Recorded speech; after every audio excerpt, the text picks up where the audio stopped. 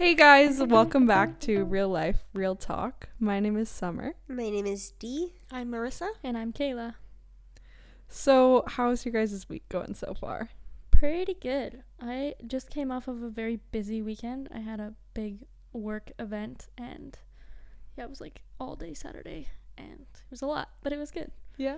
And then Sunday, church and picnic in the park, which was fun. Super fun. Yeah, it was really good. It's already been a year. I know, since the right? last Isn't that crazy? That's wild.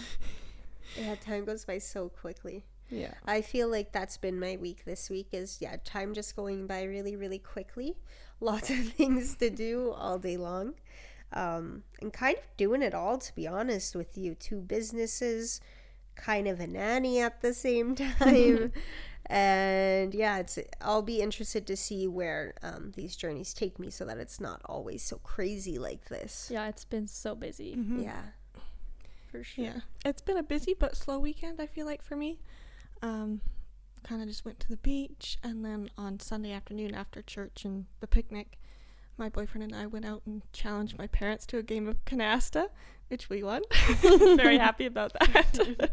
But it was lots of fun. And I mean, every week is always so busy, but it's great to just be able to have the weekends to kind of do what you want. Mm-hmm. Yeah, I definitely had my slow moments in there. Went for a nice canoe, and then I had some of the younger girls that Marissa and I mentor. I took a couple of them at the lake last night. Was that last night? Yeah. And we jumped in the lake and kind of just hung out for a while. It was a lot of fun. Cool. Yeah, I love this time of year because it's like you can just do those things. Like the days are long. It's like take advantage of, swimming and just doing whatever after work. Yeah, my week was good. I was pretty sick. I stayed home from work for a few days, and yeah, I feel like life's just been so busy. Maybe that's my body's way of just being like, okay, you need to slow down. Yeah, I was just in bed and resting, and that was not fun, but I am so happy to be feeling better. And And here recording this podcast yes, right now. seeing people out and about, it feels nice. Speaking of the podcast, this week we decided to kind of just expand more on what we talked about last time, kind of diving a little bit deeper into the whole aspect of dating and relationships and stuff like that. So, And I think today what we came to the conclusion on is it's going to be more of a little questionnaire going on. Q&A, relationship Q&A. Yeah, so the 3 of us, like me, Marissa, Kayla, are in relationships, and then Dee is not currently. So that's just kind of where we stand, just so you guys know. I'll just kick it off with the first question. What did singleness teach you about yourself? I think for me, it kind of taught me that I'm capable of doing things by myself. Especially like moving out of my parents' house, a year ago, and having my own house now. And I mean, I obviously have the support of my parents and everything, but I had to become more self-reliant. And so I think it proved that I'm probably stronger than I think I am. Yeah, I relate with that a lot. That was the same thing, like moving. Yeah, because we moved around the same time. I moved into my place, and you, bought this house and moved in here. And that independence, I feel like, is so important because you kind of realize, like, oh, I am capable of this. And it's good to not rely on, someone, like you were saying last time, to, do this when you have that person. Like, start making these moves now because it's important to build your own life, and then someone can add to that. But yeah, it builds a lot of self-confidence, which is good. Yeah, I would agree with Marissa too. It taught me independence, and it taught me how to be alone, and that actually being on your own can be a great thing. It can be a lot of fun, and you can just get to know yourself on like a whole different level. And I think one thing that being single for a very long period in time taught me was just solitude, how much I love solitude. And I didn't think I would ever be able to say that, but now it's like I crave it. Like, it's hard to be around people all the time now. I couldn't, like, just a few years ago, I literally could not, like, after work, if I didn't have a friend that I was hanging out with or family or something that I was doing, I could not hang by myself, like, in a room. I would just go crazy. I would have so much anxiety. And now it's like I have anxiety if my schedule's booked. Yeah. I'd say for me, like, for sure the being alone part, but also being intentional with going out with other people and not just like hiding in my house all day. Yeah. But like actually being intentional and building other relationships and friendships with people. Yeah, you go, like, when I was single, I went out of my comfort zone a lot more because, I don't know, I just thought it was the time to do that. So, yeah, I started pottery, which was kind of fun, and just little hobbies, and I don't know. Yeah, it's fun because you learn about yourself. Yeah, it's an interesting time in life to, like, be alone, and, like, I don't know, for me it's just so different actually enjoying that now. And I'm sure with somebody obviously you really love and obviously you're married to, it would be way different. But I would say for me, like, right now it's hard for me to think about, like, oh, I have to, like, give my time away at one point. I remember, Marissa, you said that to me like a year ago as well. That was one of those things for you, was like, I can't, like, have all my alone time to me anymore if I date somebody.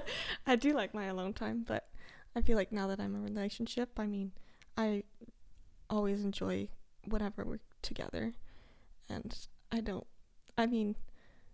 think it is important to have your own time to be able to process things and everything, but I wouldn't trade spending time with him to be alone. Yeah, that's when it's the right person, right? Yeah. When me and my boyfriend first started dating, he texted his mom, and, like, I think this was maybe the second time I came over to his town and stuff, and he said, "Mom, she's just so much fun. She's so awesome. I just don't want her to leave, and I want to be with her all the time. I've never felt this way about anyone." I was like, dang, yeah, he likes me, and I like him too, but, like, it was just, It's so cute. yeah. Yeah, it's true though. Like, you should want to be with that person very often, like, a lot. Yeah. And it should feel easy to be with them. Yeah. Okay, I have another question. So, what is your guys' opinion, or how do you guys feel about friends of the opposite gender? Ooh, that's a really good question. I kind of have... Should I start or should you? No, I thought you totally go first. I kind of have strong feelings about this, but also, I don't know.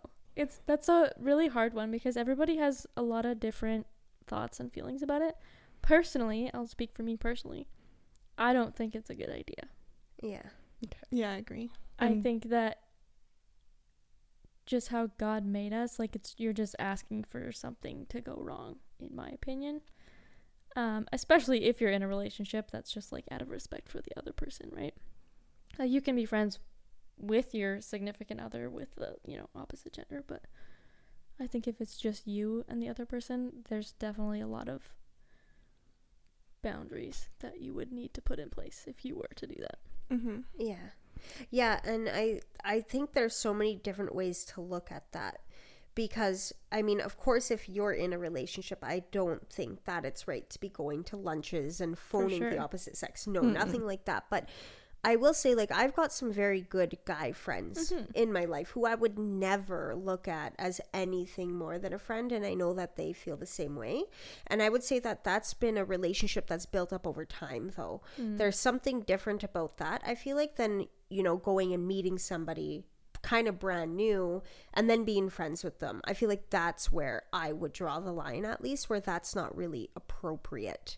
But again, there's so many different avenues that it's true. And it's like, what is a Mhm. friendship too, right? Like, Yeah. how are you defining that? Yeah. Yeah, I think for me, like what I wouldn't feel comfortable with, and I would expect that, like the same thing kind of back, is like one-on-one. Like if Yeah. you're, Yeah. you know, opposite gender, you don't need to be with them Yeah, I one-on-one. agree. Like if it's in like a group setting or whatever, and that's obviously totally like they're just there and there's other people around and Mhm. it's not like intentional like that, then obviously that's fine. And like texting, even like I don't think that there's any reason why you would need to text someone of the opposite gender, like for instance, you know, in like a friendly like, hey, how's it going kind of way. But that's just me. Mm-hmm. Like I know I have friends that are married, and if they want to, like they like the husband will always go through like the guy friend or whatever, and the wife will always go through the girl, like if they want to Mhm. communicate and know something or plan something or whatever. Like there's just no really reason why you It's need just, to like, be directly honor. like Yeah. yeah. Honor and And I respect. feel like it just naturally happens that way. Like if I'm thinking about that, it just seems to naturally go that way. Mhm. Yeah. But I think it's so important to have that boundary in place, because it's so easy, like I've observed, for, you know, even just like in a work setting, you see like people, you know, maybe after work friendly getting a dinner or whatever, and I just look at that and I'm like, that's not like, that's so much room for just bad things to kind of come in. Mhm. Yeah. Like there's just no reason for that. So I think that's very important. Yeah. Well, you guys kind of covered everything that I would have covered, but like especially I think if you're in a relationship, that is something that would just cause so much more complication and difficulty in the relationship. So if you're wanting this relationship to go somewhere, why would you introduce that extra difficulty into it? So Mhm. I kind of agree with what Mhm. everybody has said. Yeah. Yeah. Yeah. Okay, another question. What are some like non-negotiables in your relationship? Like what's some things that would just be, what are your standards? Like what do you, this can go a lot of different ways, but what are some things that are non-negotiable, really important? I feel like all of us would say this, and it's probably pretty obvious for us, but obviously a man of God Yeah. who has a strong faith and can lead the Mhm. household in a strong faith. Mm-hmm. Yeah. And then, yeah, as I mentioned, I think said this last time as well, someone who gets along with my family, and I get along with their family, because family is so important to me, and Mhm. I definitely want that, and I think I do have that in my boyfriend. And I mean, there's probably so many more, but I can't think of them right now. You know, I was thinking about this the other day, and it is so interesting when you're kind of like a born again Christian, because the way that God transforms you, right? And the way that he makes your heart different and your desires different. And really it all comes down to what he said were his two greatest commandments: to love God first, and then love people. Mm-hmm. And so I would say for me, like a non-negotiable is like, yes, like Marissa said, God first, absolutely. But you have to be kind, and you have to actually consider other people and have compassion for other people. And I think a big part of that also is self-control. That's so really good. Yeah, that's definitely Yeah. on my list, is like just being kind to people. Mm-hmm. That's something that's Yeah. really important to Mhm. me. Yeah, it's so attractive. It's so admirable. Yeah, that kind of leads into another point. When I was in my singleness season, I had a list of all of my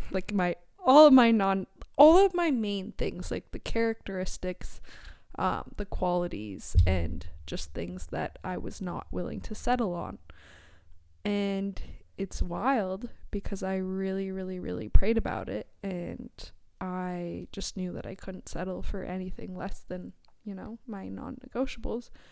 And my current relationship, I have that and then some. It's so amazing, because I just remember being in my room just praying to God, and I was like, I don't even know if he's real. Like, is he a real person? Is this man a real person? I don't know. I sure hope he is. But he's very real, and he's better than I ever expected. Yeah. And it's so, like, it's just it's a trip for my mind to look at my life now and how quickly it changed. And I think it's so important to just stick with, like, your list, or just things that you are not settling on. And I was thinking about that not too long ago, and just about, like, we always think we know what we want and we have our lists and stuff like that.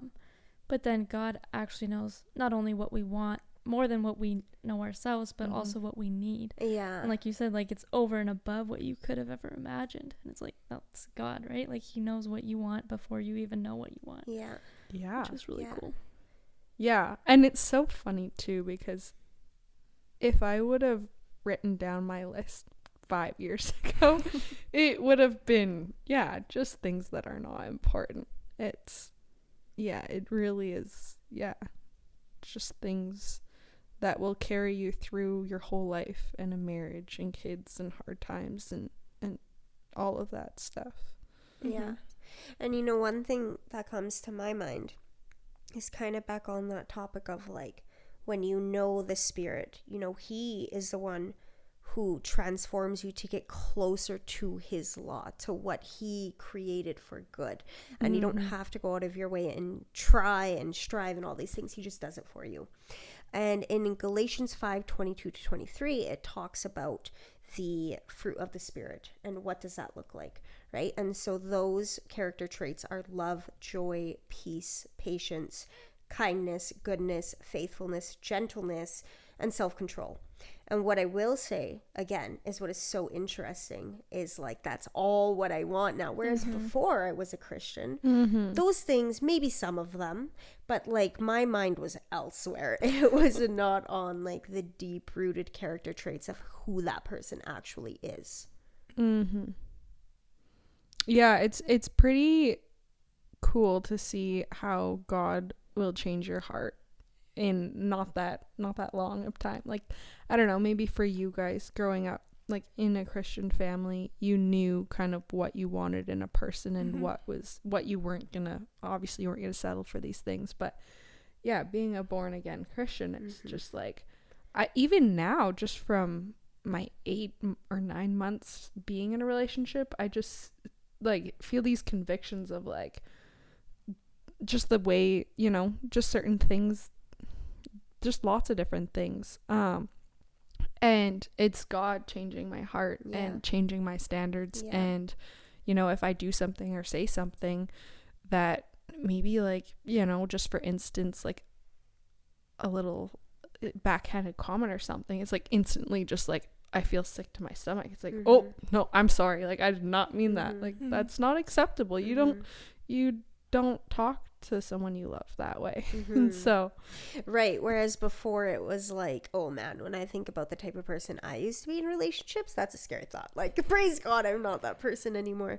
But it was so normal, like, you didn't even think anything of it, right? And now all of a sudden it's like you're this different person who sees things differently and wants different things and expects different things, and you show up in such a different way as well. And you didn't do any of that on your own. You actually didn't even have to try to get there. It just all of a sudden happened when you said yes to Jesus. And another part of that is surrounding yourself with Christians. And that's one thing that I've really observed is just being close with Christian people and in their family, or, you know, family gatherings and dinners and stuff, and just observing. It's like, whoa, this is, like, you know, what normal is. I mean, no one's normal, of course, but, like, this is how you should treat people, and this is how you should yeah, just be so, like, for instance, just after dinner, like, willing to help out and clean up and just talk respectfully to one another, and just, yeah, it's really refreshing to just be around people that are safe and loving and genuine, and a lot, yeah, they know God, and they're a lot more healed than other people. And not knowing God. And I would say that totally about Marissa and Kayla. Like, totally. Like, as soon as I met them, I was like, I've never met people like them before. And even your parents, right? Like, this whole community has been like that. And, like, one thing I would even say just about your dad was, like, as soon as I met him, I just instantly felt, like, safe. And I've never felt safe with humans. I mean, now I do. But back then, no. Like, that wasn't a thing for me. But your dad, all he did was say hi and smiled at me. And there was just something that was so different. And so it is just so interesting to see when you know God your entire life, like, you have these qualities already within you. And you're actually already seeking those qualities in your relationships, which is why you guys don't have the trauma that Summer and I have in relationships, because you've known God your whole lives. Yeah, I'm sure there's other struggles, though, that come with relationships. Yeah, totally. Yeah. What do you think those struggles would be for you guys? I don't know. I think maybe this is a self put on expectation, but, like, Kayla and I are also pastors' kids. That's true. That's a good one. And so, I don't know, maybe in the back of my mind, maybe I put it on, maybe it is an actual expectation of people, but to kind of have not a perfect relationship, but, like, higher standards that we're held to, and almost feeling like you're never going to meet those standards. So I think that was maybe something that always has been, like, floating around in the brain. You're not really allowed to, like, do it wrong. Yeah, Right. the spotlight would be on you too, because you grew up in the church, and everyone, like, if you have a boyfriend or, you know, a guy that you're kind of getting to know, courting, it's like, yeah, people are gonna, especially in a small town. Yeah. That's true. Yeah, I had some People are people say gonna that at the picnic on Sunday. I was introducing my boyfriend to people, and they're like, yeah, we gotta keep an eye on our girl. It's like, that's so sweet, but also intimidating. Yeah.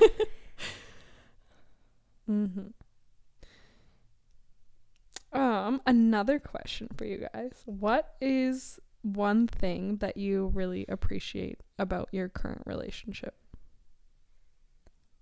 or partner? I'll start, I guess.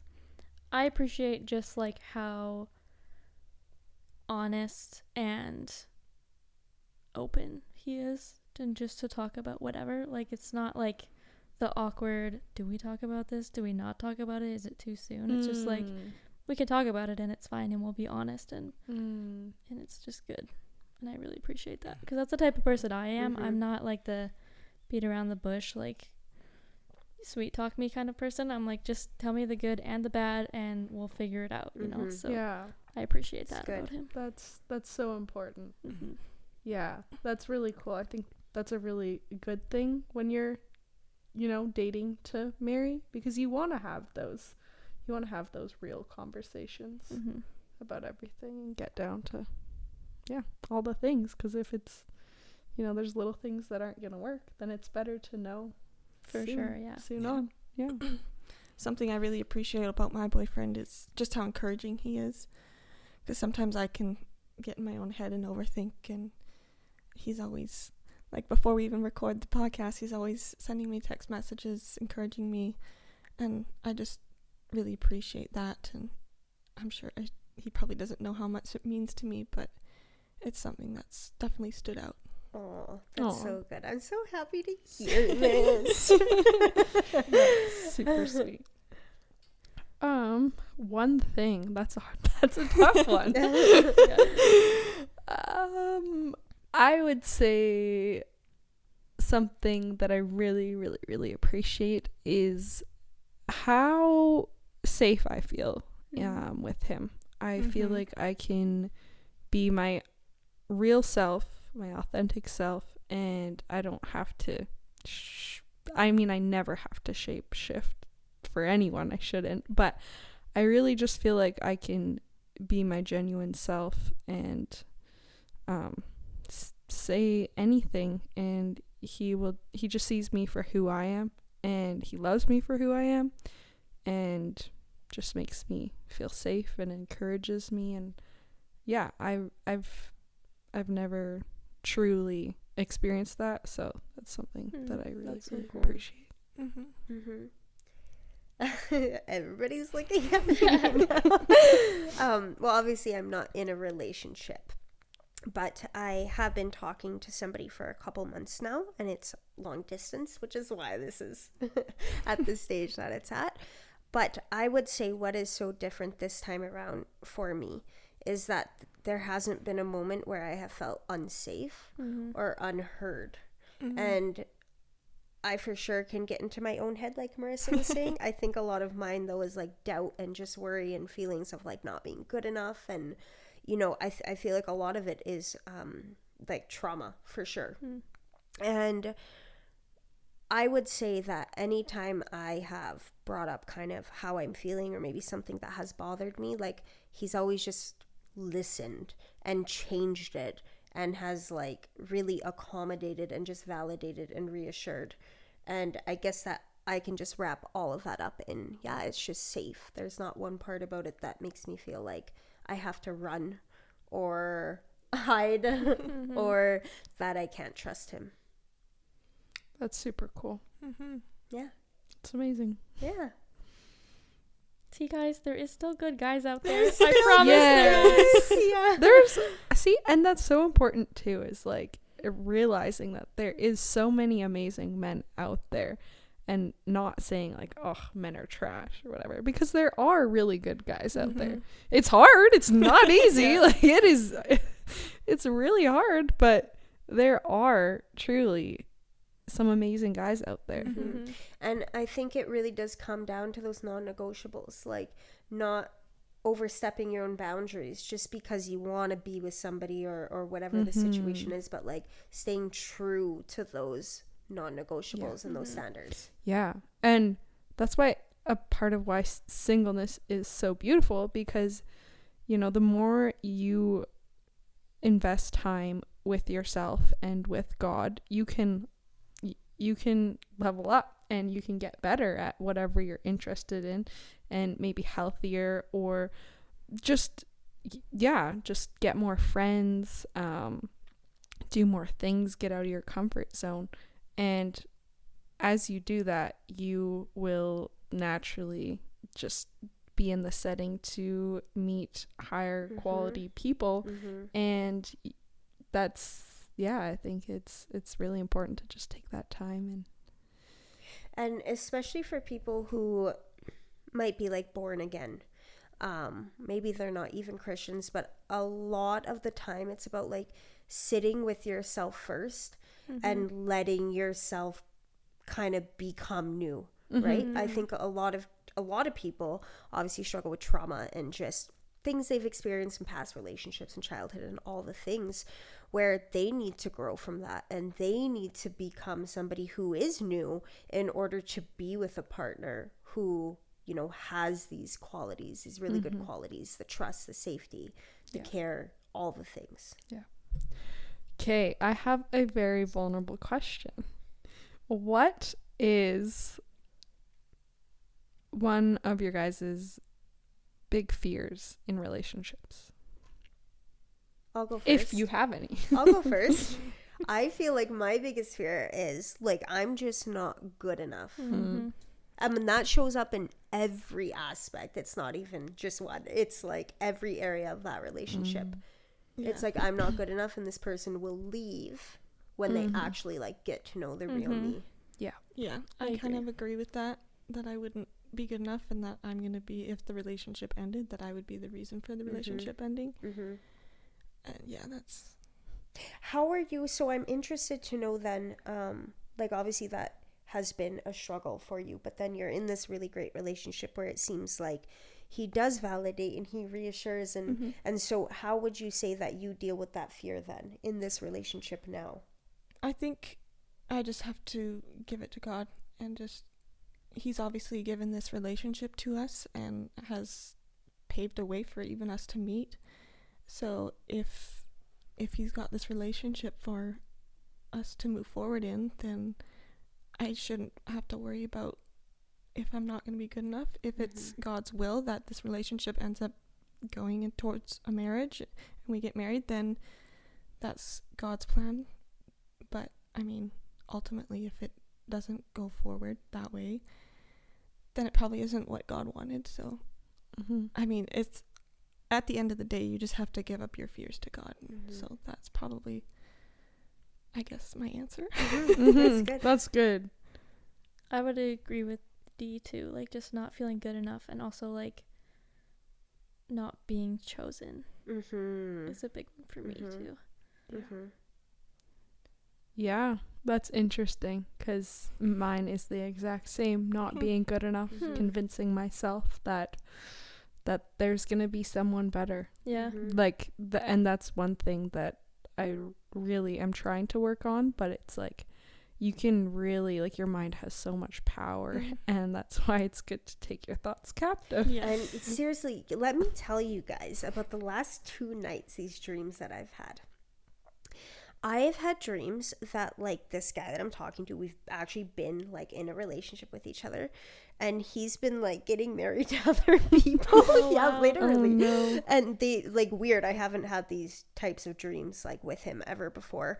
And I really think that for me, it's pointing to an insecurity, like a fear for sure of actually not feeling good enough. And then I'm just dreaming about it now that he's getting married to all these other people. That's interesting, because I often, I would say throughout me and my boyfriend's relationship, probably at least once a month, have dreams about him being with someone else. Right. Or like, yeah, one time I woke up in the middle of the night just bawling my eyes out, because I felt it in my soul. It was that he was with someone else, and I seen them get married, and it hurt me so bad.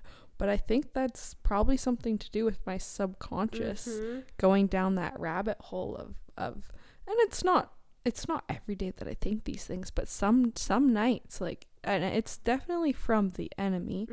But sometimes it's like I spiral, and it's bad. Like, it's not good, because there's no reason for these thoughts. Like, there's not. Yeah.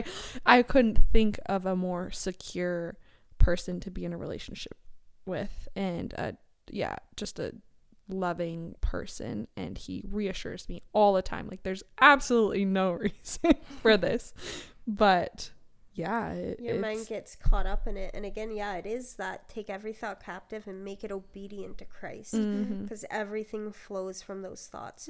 And you know what, I'll tell you something actually really interesting that happened the other day. I'm reading this book called Experience the God of Heaven, and this one chapter was about this experiment called the 60-60 experiment. And really, it was kind of all about that specific Bible verse, take every thought captive and make it obedient to Christ. And so for 60 days straight, every 60 minutes of the day, you are actively praying to God and looking at your thoughts. And I read this and I was like, that sounds very interesting. It's something I would love to bring into my work. Why don't I try it on my own? And so I prayed that night and asked God, please help me, because I know I'm not going to remember every 60 minutes to do this, but I just trust that you will bring to my mind what you need to. And boy, did he ever listen. And the next couple days, the thoughts that were running through my head that I've just been, like, unconscious to, like, it's habitual. I guess you just go through your day and you don't even think about these things. But when I started to become conscious of what was going on in my subconscious, I was horrified. Like, I'm like, these are the things that I'm thinking all day. And it's just so, like, I guess a lot of, like, I'm not good enough. I'm not doing things good enough. And obviously judgment on other people and stuff like that. And just the whole experience taught me, like, it's not healthy. And that is why the Bible says take every thought captive and make it obedient to Christ, because you really go down a rabbit hole very quickly. So anyways, that was a very interesting experience. That is very interesting. I read, this is a little bit different, but I read Think Like a Millionaire, I believe it was, like a few years ago, and it was saying basically just be aware of anything negative that you think. and just cut it off. Like, don't, like, you know, if you think in the morning, like, oh, I have to get out of bed, or oh, I have to do the dishes, or I have to do this, like, stop. Like, don't think anything negative. If it comes, just let it go and only think, like, no, I get to do this or whatever. And it was good, because it just showed me how many times just every day you're not really conscious of it, that I'm like ungrateful, or just making excuses in my head, or just not complaining constantly about and just so down on myself. It's like, stop it, because this is creating your reality. Like, this is manifesting outwards to your reality, and you shouldn't be you should not be thinking those things. And to do that now is really good too, like what you said, like just actually thinking of it and being conscious of it, because then you can like prepare yourself when you have kids one day, especially when you have a daughter. You can teach her and like be ready for that, so that she doesn't have to feel the same way that you do. Exactly.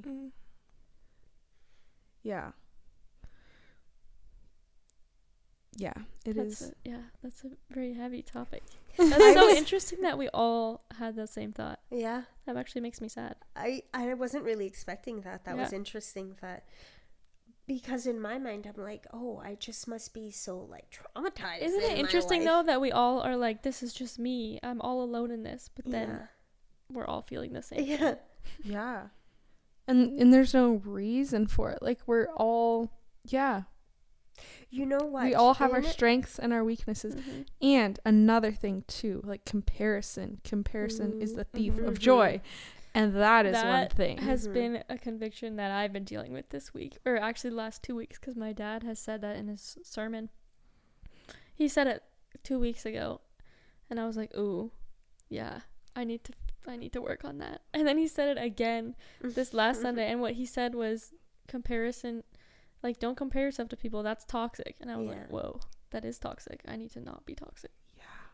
And especially like in today's world, when you just scroll on social media and you see the highlights of whatever, you're like, oh, well, she, and it's bad, and we know this, but it's like, oh, she's doing this, and she, like, whoever you compare yourself to, it's like, it's not like that. You should be happy for everyone, and but stay in your own lane, and you know, you don't know all the details, so you don't need to be. You just need to worry about yourself and your life. Do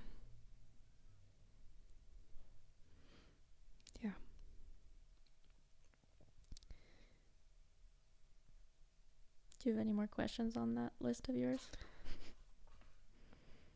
I do. Let's see here. What does it mean to guard your heart while dating? Okay, I'll answer first on that one. Okay, I would say for sure it's like, you don't get access to me, and like, I don't want this to sound egotistical in any way. There's been lots of trial and error for me to get to this point, and it's like, you don't get access. You don't get access emotionally, mentally, spiritually, none of that right at the beginning. That's earned for me. And that's what it means to protect my heart, is I have to trust you in order to give you a part of myself emotionally, not physically. That's not what I meant to say. Emotionally, mentally, spiritually. You know, those things take time, and not everybody just deserves you. They don't. That's earned. It's close, trusting relationships. Even in my friendships with you guys, right? Like, that took a long time to get to where it was like, oh, we can finally start opening up and like getting closer. And it's no different for me in romantic relationships. Yeah. And I think also you kind of figure out what you need to guard your heart on when you're single too. You get to know yourself, and you know, because that looks different for everybody, right? Because everybody has different things. So, yeah.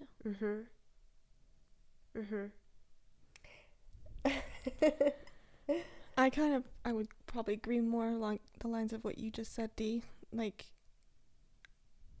you have to know that you can trust this person with your heart. So then I mean, there's obviously, you're not going to jump all in all at once at the very beginning. So to just kind of take things slow, figure out if you can trust the person, and then, yeah, I mean, but ultimately, if this relationship is going to go towards marriage, like you said, eventually you will get full access. But yeah, just making sure that you're not, I guess, moving too quickly. Yeah, that's good. I like Intentionality. Yeah. What about you, Summer? This is a hard question for me. Yeah, to be completely honest, I feel like guarding my heart was something in the past that I struggled with. I think that probably kind of goes with people pleasing and stuff like that. But once I grew my relationship with God, I realized that was essential, because I can't keep getting hurt, and guarding your heart will protect you from getting hurt. So yeah, I guess for me it kind of looked like that list, and just giving it to God, praying to God about it. Like, I remember when I was getting to know my boyfriend, I was cautious, and I wanted to, he sounded great, and the qualities, I loved everything that I knew about him, but I really wanted to make sure that it all matched up, and his fruits, I could recognize him by his fruits. So yeah, as I was getting to know him, I just really prayed about it to God, and I just kept praying over, like, God, if he is for me, like, please let our relationship grow, and let us get to know one another better, and just strengthen our relationship. And if he's not for me, like, please remove him immediately from my life, because I just could not afford I just really, really wanted that protection, and I just gave it to God, and as time went on, he was still in my life, and our relationship was getting strengthened and deepened, and I could see how everything he said lined up. And so yeah, I kind of just, I guess, gave it to God and went off those principles. Yeah, that was my approach. I definitely have, like, prayed the prayer, like, guard my heart and protect me from what I need to be protected from, for sure. It's a powerful prayer, because he will do that. Yeah, I think a big part of it was just getting to know, like, coming to know God, and, like, would he want someone to treat me like this? Like, my future husband, would he treat me like this? Like, if the answer is yes, then that's good, and that's a good standard. But if it's no, it's like, for me, in a past relationship, I knew that some of the things, it was like, my husband wouldn't say this to me, my husband wouldn't treat me like this. It's like, no, you need to guard your heart. And again, it's God. Like, I didn't intentionally get to that point. God was just like, hey, I know what you need. You need to guard your heart a little bit more in this lifetime. And then he just made me want to do that. Yeah. And then also looking towards the future again. I know I said that kind of earlier, but you're guarding your heart not only for you, but also for your future kids too. Yeah. That is kind of a game changer when you think about it like that too. It's like, this man your kids is going to be 50% you, 50% this man. Like, he's treating you this way.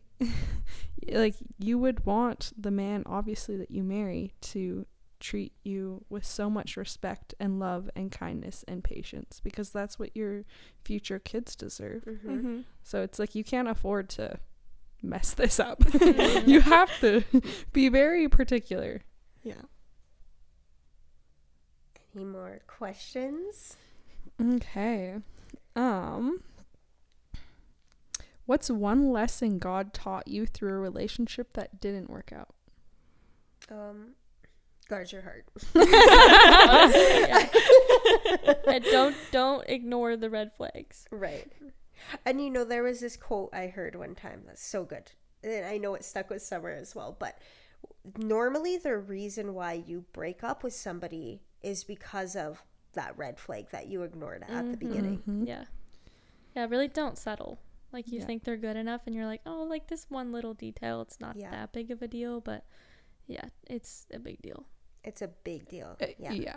Yeah, it's so true. And that's why I think just taking your time getting to know that person, and not obviously you need to be attracted to this person, but not basing it off of like how they treat their family, like observing that, how they treat their friends,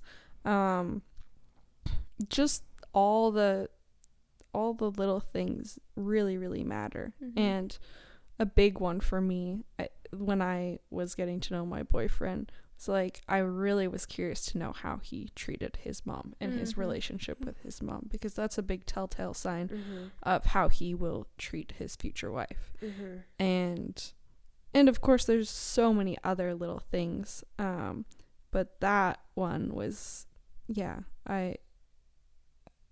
it's very important to not overlook. One thing that I think of when it comes to, okay, what did you actually overlook in past relationships? And I would say I had a type. I had a type for a very long time. And one quality that I would say was always the same was like love bombing, like right at the beginning, where you might think that this person is like super into you, right? They want to give you all this love and affection and attention. And excuse me, and then it just doesn't stay like that. And there's a lot of manipulation and lying in there. And then you're like already 6 months into the relationship, and you start to realize like, oh, like, am I crazy? Am I insane? Did I start to imagine all of those things? And I know this is very common with a lot of people. And, totally guilty of like moving too fast in relationships as well. But I think that is a red flag, is moving too quickly. For sure. Yeah. Sorry. Are we done with that? No, go ahead. Okay. Something else that I learned, I guess, I kind of knew it before, but just like having the people in your life that can point out things that they see that maybe you won't see, because sometimes you can be blinded by love or whatever you're feeling, your emotions, and you can miss things very easily, but people on the outside can see a lot more than you can. So to have the people around you that you trust and that will actually tell you the truth and actually listening to them, that's the important part. Yeah, that's good. You do definitely get a lot of that community here.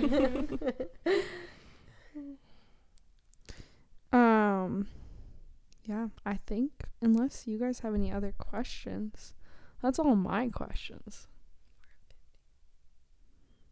Well, I don't have a question book here either. I can't think anything off the top of my head.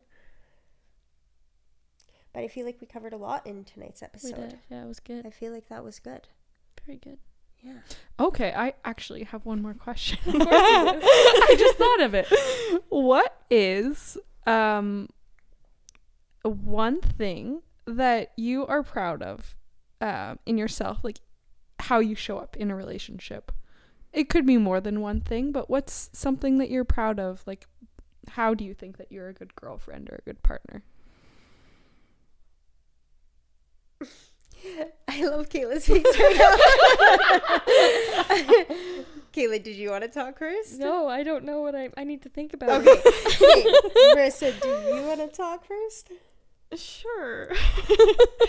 Well, as I mentioned last 2 weeks ago, I do struggle with expressing how I'm feeling, and that is a conversation that my boyfriend and I have had, and that's some place that I need to grow, and I feel like I've grown in that area, so I guess I'm proud of myself in that way. Oh, good. I know there's still a long ways to go and I can still improve it, and so I hope that continues to improve, but I mean, it takes some effort, so Yeah. Good. yeah. Yeah, that's good. Yeah.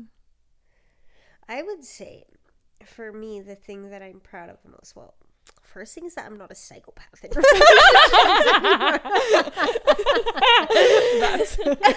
That's a win.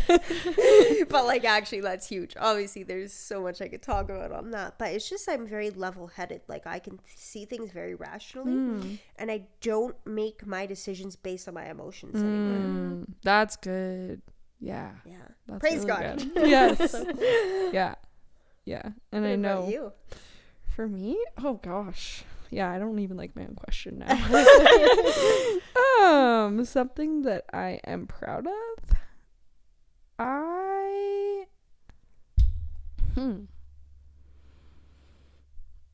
gosh, Kayla, do you want to go? It's not as easy, right? It's not easy. I guess for me, just trying to be intentional with actually being myself and not putting on a front, but you know what I mean, like just being me and actually like putting myself out there and Yeah. not trying to hide who I am. Being vulnerable and Yeah. showing different sides of yourself. Yeah. Yeah. Yeah, it's hard. It's uncomfortable, but yeah, that's good. Okay. So for me, I feel like I am a good partner in the sense that I pay attention to the little things, and I'm always just trying to do things to make his life easier, and I feel like I'm good at showing my love and just being really open and just hearing him out and seeing things from his perspective. I think and he does the same for me for sure. But yeah, I think that's something that I've grown in, is putting myself in his shoes and seeing where he's coming from. That's good. And you seem like obviously very nurturing as well, which is why you have a cute little 6-month note on your fridge. Oh, his note? His note, right? Yes. Yeah, it is. Yeah. I did kind of read it. I was like, it's really sweet. I know. Like, You guys are adorable. it's really cute because I pick up on these things as your friend, that you really just go out of your way, like above and beyond. Like, you do pick up on the small things. And so I could imagine how just like loved he feels. Oh, thanks. I love doing the small things. It's so fun. It's fun. And I love that he's like, you know, in my mind, I'm like, okay, a masculine man, he's not going to want to do the small things. But he does. Like, all right. Well, I think that's all for the questions tonight. Thanks for answering my questions. Yeah, it was really It fun. was fun. Yeah. Okay. And Kayla has something to say. Yeah, I was scrolling Pinterest earlier today and I came across this post and I thought it was fitting for tonight. So I'm going to read it as best of my ability. It says, "Stay single until love feels like the kind of peace God has been trying to lead you towards. Wait for the kind of love that doesn't make you shrink or second guess yourself. The kind of love that lets you bring your faith to the table without apologizing for it. Wait for the person who honors your heart the way God does, with tenderness and intention.